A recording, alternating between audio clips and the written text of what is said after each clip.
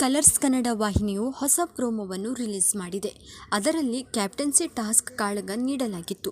Big boss ಈಗ task ನೀಡಿದ್ದಾರೆ. ಅಶ್ವಿನಿ ಗೌಡ ಹಾಗೂ ಧನುಷ್ ಗೌಡ ಅವರು ಕ್ಯಾಪ್ಟನ್ ರೇಸ್ನಲ್ಲಿದ್ದರು. ಈಗ ಇವರಲ್ಲಿ ಒಬ್ಬರು ಆಟ ಗೆದ್ದು ಕ್ಯಾಪ್ಟನ್ ಆಗಲಿದ್ದಾರೆ. ಹೌದು, ಈ ಬಾರಿ ಕ್ಯಾಪ್ಟನ್ ಆದವರು ದೊಡ್ಡ ಮನೆಯ ಕಟ್ಟಕಡೆಯ ಕ್ಯಾಪ್ಟನ್ ಆಗ್ತಾರೆ. ಹೀಗಾಗಿ ಇದು ನಿಜಕ್ಕೂ ತುಂಬ ವಿಶೇಷವಾದದ್ದು.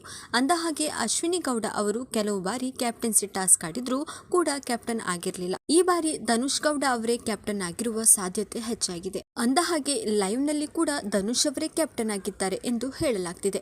ಸೋಷಿಯಲ್ ಮೀಡಿಯಾದಲ್ಲಿ ಇದೀಗ ಸಖತ್ ವೈರಲ್ ಆಗ್ತಿದೆ.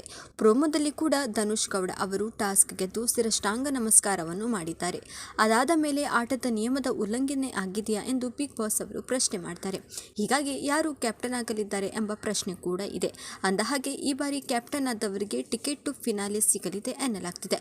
ಈ ಬಗ್ಗೆ ಮಾಹಿತಿ ಹೊರಬೀಳಬೇಕಿದೆ. ಒಟ್ಟಿನಲ್ಲಿ ದಿನಗಳು ಕಡಿಮೆ ಇದ್ದು ಯಾರು ಟ್ರೋಫಿ ಗೆಲ್ಲಲಿದ್ದಾರೆ ಎಂದು ಕಾದು ನೋಡಬೇಕಿದೆ.